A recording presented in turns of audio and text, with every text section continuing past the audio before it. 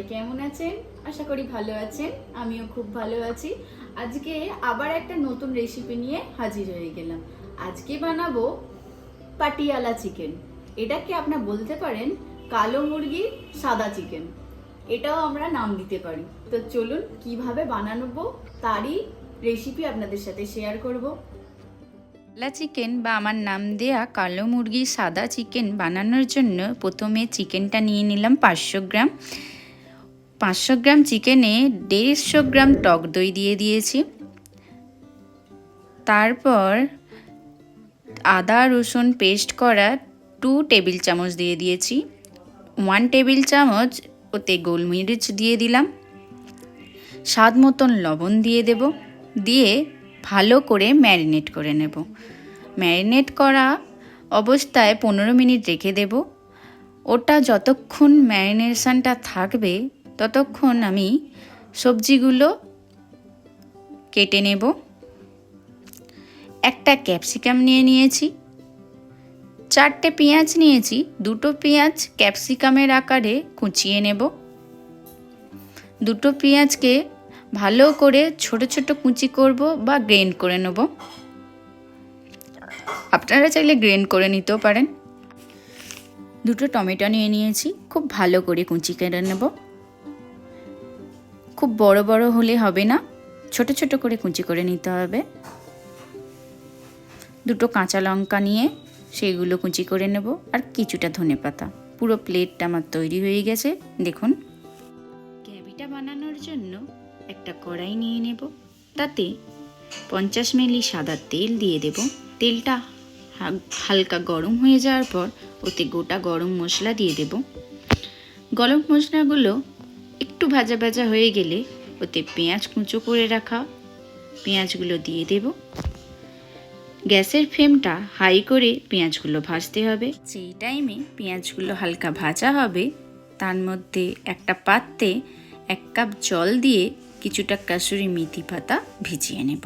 মেথি পাতাগুলো কেন ভেজালাম একটু পরে আপনাদের সমস্তটা ক্লিয়ার করে দেবো। এবার এদিকে পেঁয়াজের মধ্যে কয়েকটা কাঁচা লঙ্কা কুচি আর সেই টমেটো কুচিগুলো করে রাখা সেটা দিয়ে দেব। টমেটোগুলো অনেকক্ষণ ধরে ভাজতে হবে, যতক্ষণ না তার গন্ধটা চলে যায়। পরে স্বাদ মতো নুন দিয়ে দিলাম, আর ধনেপাতা কুচিয়ে রেখেছিলাম সেটাও দিয়ে দিলাম। যদি না পান না দিলেও হবে, ওটা স্কিপ করে যেতে পারেন। এবার কাসুরি মেথিগুলো এর সাথে অ্যাড করে দিতে হবে, কিছুক্ষণ ভেজে নিতে হবে। ভিজিয়ে রাখার কারণ হলো কাসুরি মেথিগুলো যাতে তাড়াতাড়ি জ্বলে না যায়।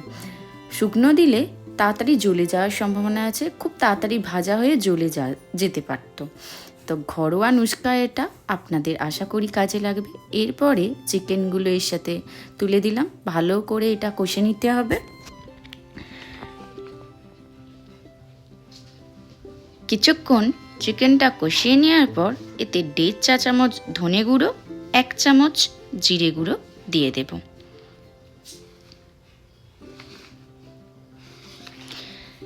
দিয়ে 5 মিনিট ভালো করে কষিয়ে নিতে হবে। যখন চিকেনগুলো থেকে জল ছেড়ে আসবে তখন কাজু বাটাটা দিয়ে দিতে হবে। 4 চা চামচ কাজু বাটা দিয়েছিলাম। এবার গ্যাসের ফ্লেমটা হালকা টু মিডিয়াম করে ঢাকা দিয়ে চিকেনগুলোকে কিছুক্ষণ 15 মিনিট ধরে সেদ্ধ করে নিতে হবে। যতক্ষণ চিকেন সেদ্ধ হচ্ছে ততক্ষণে আর একটা স্টেপ আমরা করে নেব।